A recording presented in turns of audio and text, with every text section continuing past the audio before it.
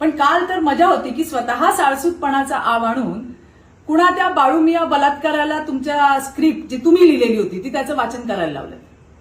हाच बाबूमिया बलात्कारी तुम्हाला सापडला हे सगळं बोलायला?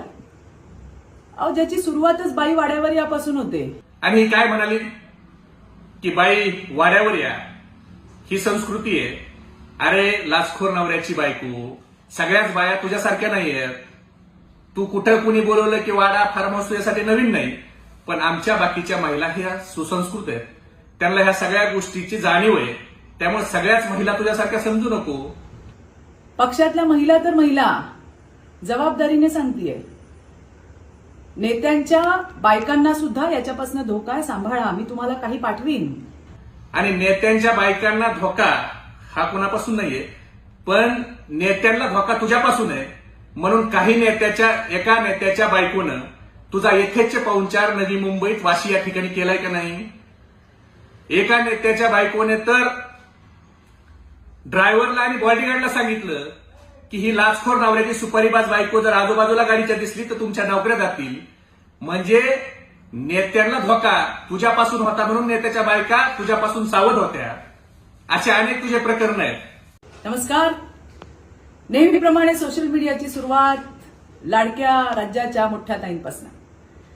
एव्हाना मोठ्या ताईंच्या हे लक्षात आलं असेल की भारतीय जनता पार्टी आणि आमचे नेते देवेंद्रजी फडणवीस यांच्या विरुद्ध बेताल वक्तव्य कराल ना ताई, तर अशीच ठोक उत्तरं तुम्हाला मिळते.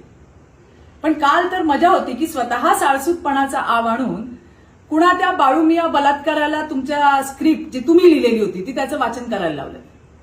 हाच बाबूमिया बलात्कारी तुम्हाला सापडला हे सगळं बोलायला? अहो, ज्याची सुरुवातच बाई वाड्यावर यापासून होते. पक्षातल्या महिला तर महिला जबाबदारीने सांगतीये, नेत्यांच्या बायकांना सुद्धा याच्यापासून धोका आहे, सांभाळा, मी तुम्हाला काही पाठवीन. ते तुम्ही ऐका आणि मग तुम्ही विचार करा. आणि त्यामुळे असल्या माणसाला, असल्या फालतू बाळूमिया बलात्काराने कुणाच्या कॅरेक्टर बद्दल बोलावं हे जरा अतिच नाही का? आणि ताई, मला आणखीनही तुम्हाला सांगायचंय, तुम्ही हा तुमचा बाळूमिया बलात्कारी आणि त्या दोघी तिघी त्या आहेत ना ठेवलेल्या, त्या दरवेळेला काय झालं की चित्रा वाघ कशी वाईट आहे, तिचे कसे संबंध आहेत, मग किती लोकांबरोबर आहेत, मग काय आहे आणि काय नाही, हे जे सगळं छान रंगवून सांगत असतात की नाही, सगळ्यांना मला सांगायचंय, मी काय आहे, माझं कॅरेक्टर काय आहे, हे आदरणीय पवार साहेबांना बोली भाषेत बोलायचं तर तुमच्या बापाला जाऊन विचारा. म्हणजे काय होईल? पुन्हा पुन्हा पुन्हा पुन्हा पुन्हा पुन्हा तेच तुम्हाला बोलावं लागणार नाही. ही माझी विनंती आहे तुम्हाला.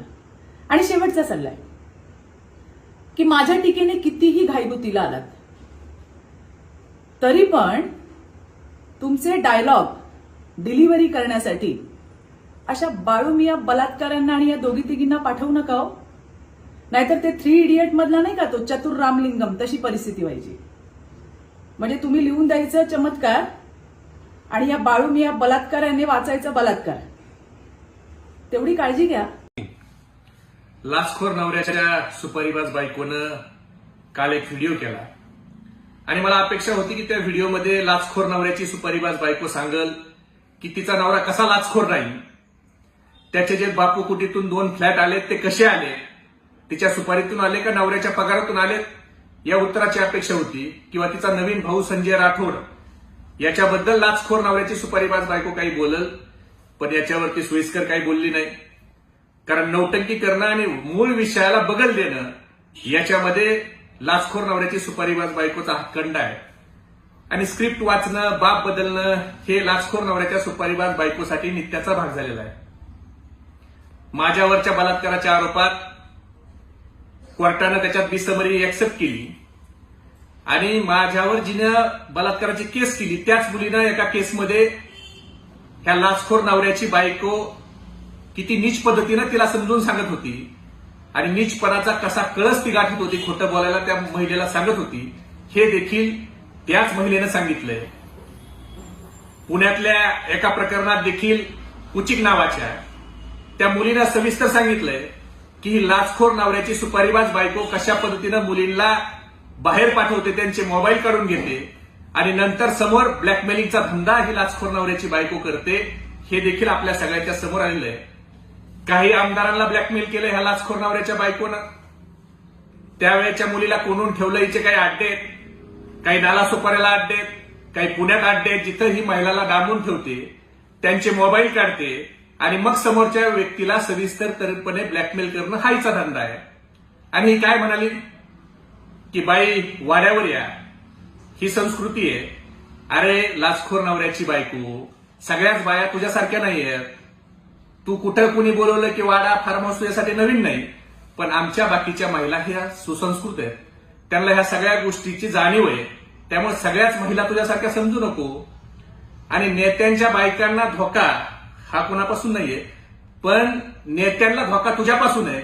म्हणून एका नेत्याच्या बायकोनं तुझा यथेच्छ पाहुणचार नवी मुंबईत वाशी या ठिकाणी केलाय का नाही?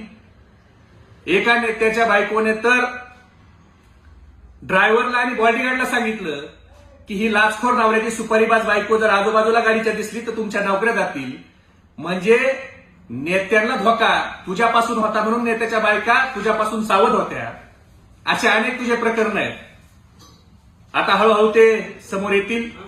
एकंदरीत तुझा सगळा स्वभाव जर पाहिला तर तू डर्टी पिक्चर मधली सिल्क जे एक पात्र आहे त्या सिल्क सारखी आहे. म्हणजे पैसा, प्रसिद्धी आणि पद यासाठी वाटेल ते करणारी तू. एकदा तुझ्या लाचखोर नवऱ्याच्या बाबतीत सांग की तुझ्या लाचखोर नवऱ्याने कशी संपत्ती जमवली, त्याचं एकदा महाराष्ट्राला क्लिअरिफिकेशन दे. बाकी तुझ्या बडबडीवर आणि तुझ्या सुपारीबाजपणाचं सगळ्या महाराष्ट्रातला सगळ्याला माहितीये की तू कशा पद्धतीनं महिलांना बोलून, महिलांना खोटे जॉब देऊन समोर ब्लॅकमेलिंगचा धंदा करतेस. त्याच्यामुळे तुझ्यावर या महाराष्ट्रात काळा कुत्ता सुद्धा विश्वास ठेवत नाही. आता पुढच्या भागात तू राष्ट्रवादीत असताना विदर्भात गेल्यावर कोणत्या भाजपाच्या नेत्यांनी त्याच्या जिल्ह्यात तुला सूट बुक केला आणि हॉटेल अँबेसिडरला काय घडलं हे पुढच्या अंकात लाचखोर नवऱ्याची सुपारीबाज बायको तुझं बाहेर आणतो. धन्यवाद.